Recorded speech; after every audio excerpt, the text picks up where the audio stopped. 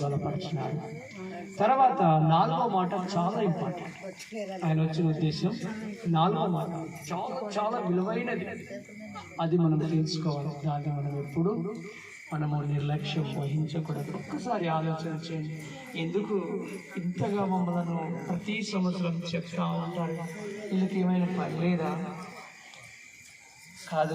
అసలు ఇందులో అసలు ఏముందని ఒక్కసారి మీరు ఆగి ఆలోచన చేయండి.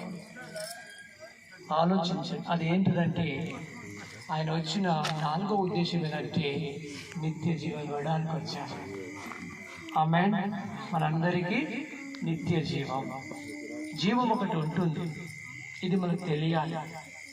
మనకి శరీరానికి మరణం ఉంది, కానీ ఆత్మకి మరణము లేదు. తప్పకుండా అది వెళ్ళాలి నరకంలో లేక స్వర్గంలో.